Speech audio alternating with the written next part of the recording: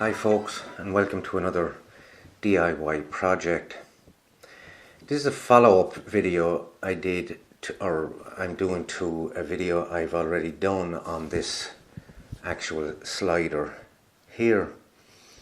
If you haven't already seen this slider and how it was built and how I motorize it, I would suggest you check out the link above. What I'm talking about today is the power end of things. Now you may remember from the other video, those of you that have seen it, I was talking about this big cumbersome battery pack that I was using at the time, and the whole idea was to try and eliminate the use of this because it's way too big, it's way too heavy, it's way too cumbersome to be carrying around. I have achieved it, and at the time I had a battery ordered to cover what I wanted to do. I will show you a picture of it up here, but unfortunately it didn't arrive. Now I don't know if it got lost in post or whether it wasn't sent out at all, I'm not sure, but I did get a refund, so everything was okay.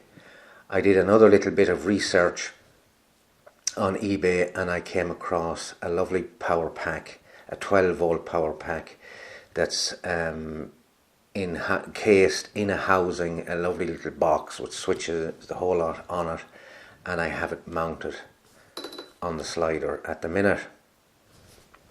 I can switch it on here and you can see that everything is lighting up and everything is working.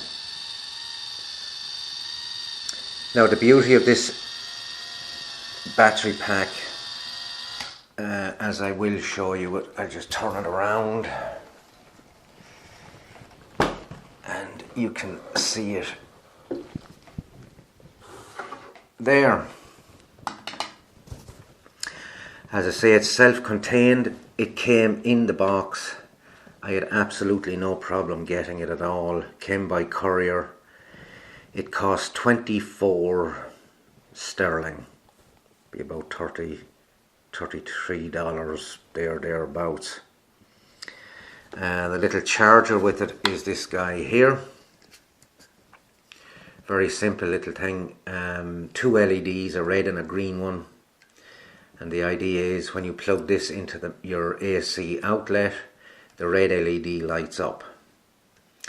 When you plug this end of the cable into your charger here and you switch on the charger, or sorry, your power pack, and when you switch it on, you have to switch it on before it will actually charge. The green LED lights up then. At that stage it would be indicating that it's about 98% charge. The green LED will go out, so you give it an extra hour or so and then the battery is fully charged. Now I delayed on making this video for the sole purpose that I wanted to check this battery pack out, and mainly for duration and what kind of time I would get on a single charge. Now when the battery arrived it was almost fully charged, so I followed the instructions and I gave it a top-up charge just to make sure it was fully charged before I started using it. And that was several weeks ago, and I've done a lot of work with this slider and I haven't charged it since. So in terms of power consumption, obviously the motor and the whole unit requires very little, and this guy will last a long time per charge.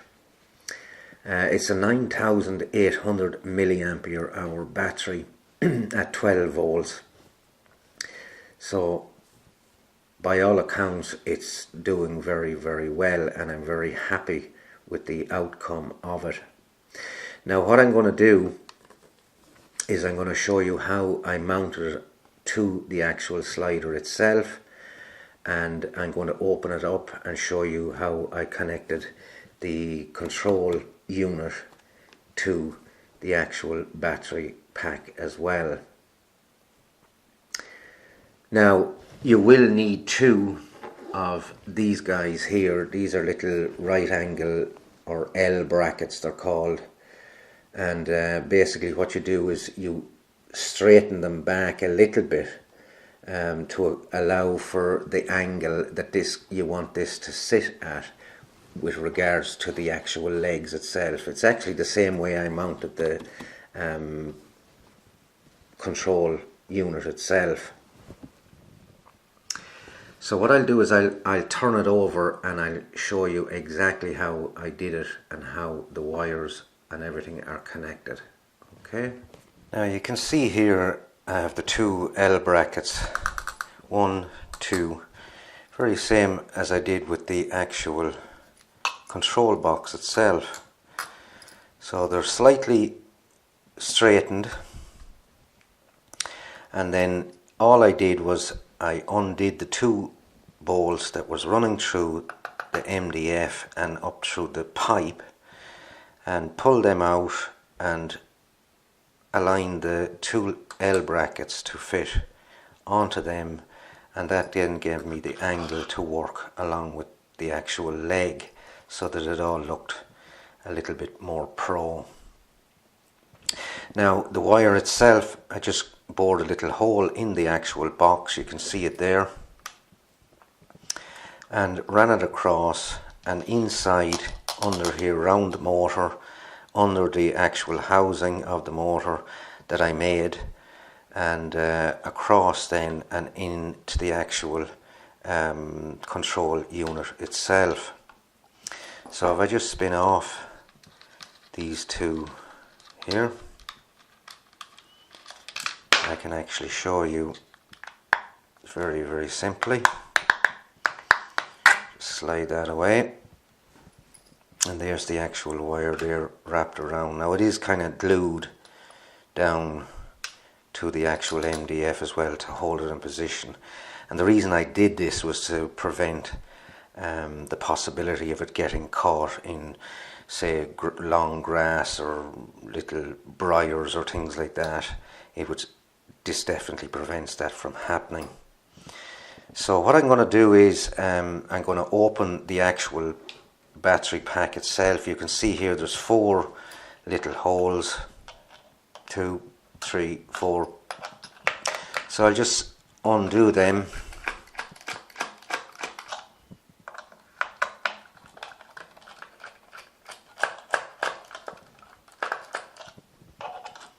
Like so.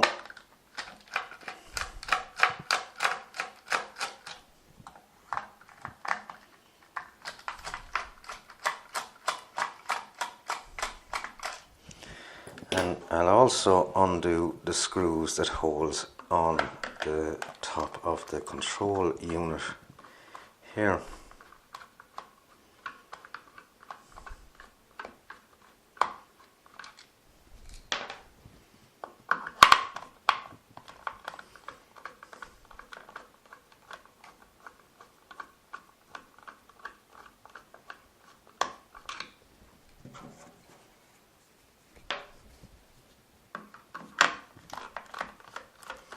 Like so. And then what I'll do is I'll turn it over and I'll open both and show you how it's actually wired in. Now you can see here, all I have to do is just pull away the lid, and it's a very neat and very compact little setup. This is the wire coming from the actual control unit itself. Again, it's just straight speaker wire, one red, one black. Now what I did was to take a power source from here over to the far side. I connected my positive for the control panel to the common or high side of the little switch here, so that I don't have to be switching this on in order to get power to go over to the far side. It's there all the time. You really only need to switch this on when you're actually charging the actual battery itself, according to the instructions. My negative then is just connected to this side here, this negative on the actual charging socket that's in the actual unit itself. When you actually switch on this switch, you can see the little red LED lighting up in there, and it's then you plug your charger in and it will charge it. But normally when you're using it, that would be off. Okay. Now regarding the actual control module part of it, I just ran the wires across as I showed you earlier, under and along with the motor, and it's these two here. So I basically just tapped the negative side into the negative here, and the actual positive then directly into the common the common side of my switch, so that when, even though the power is constant and it's there until I switch this switch on here, nothing actually happens and there's no power consumption. So it's very simple little setup, very compact, very self-contained. Weight wise, extra weight, not a whole lot extra to the actual overall weight of the slider itself. Still very easy to carry it around, but the beauty of it all is it's very self-contained and there's no worrying about carrying extra batteries and extra leads. So that's it, folks. As I say, very simple, very straightforward, no complications whatsoever, and working like a charm. So thanks for watching, and happy sliding. Please subscribe if you haven't already, and I'll see you next time.